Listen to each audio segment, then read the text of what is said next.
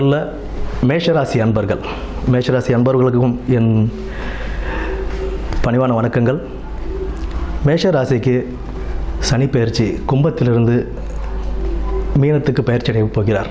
March மாதம் 29ஆம் தேதி 2025 அன்று கும்பத்திலிருந்து மீனத்திற்கு, அதாவது மேஷத்திற்கு 12ஆம் இடமான விரயஸ்தானத்துக்கு வரார். விரயஸ்தானத்துக்கு வரார் அப்படின்னா பயப்பட வேண்டிய அவசியங்கள் இல்லை. ஏன் அப்படின்னா சுப விரயங்களாக செல்லும், சுப விரயங்களாக இருக்கும். நல்ல தொழிலில் முன்னேற்றம் கொடுப்பார், தொழில் முன்னேற்றங்கள் இருக்கும். தொழில் முன்னேற்றம் இருந்தாலும் கொஞ்சம் கூடுதல் கடின உழைப்பும் கொஞ்சம் பொறுமையும் அவசியம். வேலை செய்கிற இடத்துல அதிக கோபங்கள் படக்கூடாது. கொஞ்சம் பொறுமையாக இருந்து நிலையான ஒரு வாழ்க்கையை ஏற்படுத்திக்கலாம்.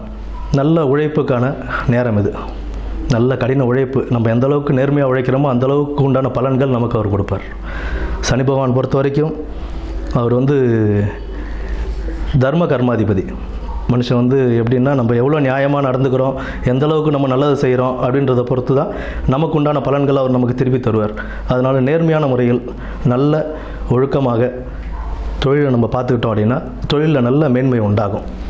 அடுத்தது பார்த்தோம்னா உடல் ஆரோக்கியம் கொஞ்சம் கவனம் இருக்கணும். ஏன்னா கரெக்டான நேரத்துக்கு சாப்பிட்றது, அப்புறம் அளவான சாப்பாடு சாப்பிட்றது, அதாவது அன்டைமில் போயிட்டு அதிகமாக சாப்பிட்டு அந்த மாதிரி இது இருக்கும்போது நமக்கு உடல் உபாதைகள் கொஞ்சம் கொடுக்கும். சிறிய உடல் உபாதைகளை தான் ரொம்ப கவனமாக கொண்டு வந்துட்டு அந்த உடல் உபாதைகளை நம்ம சீக்கிரம் சரி பண்ணிக்கிறதுக்கு பார்க்கணும். அது ரொம்ப பெருசுப்படுத்திக்கவே கூடாது. மற்றபடி வேறு எந்த பிரச்சனைகளும் இல்லை. அடுத்து கல்வியில் இருக்கிறவங்களுக்கு கொஞ்சம் கடின உழைப்பு தேவைப்படும்.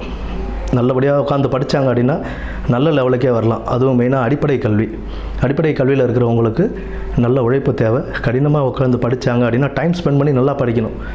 நானும் படிக்கிறேன்னு உட்காந்து படிக்காமல் டைம் ஸ்பெண்ட் பண்ணி நல்லா படித்தோம்னா அதுக்குண்டான பலன் நமக்கு கண்டிப்பாக கிடைக்கும்.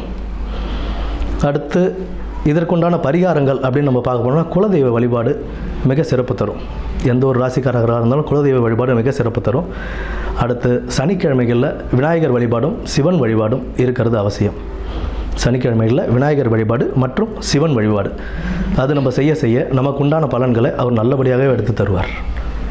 நன்றி.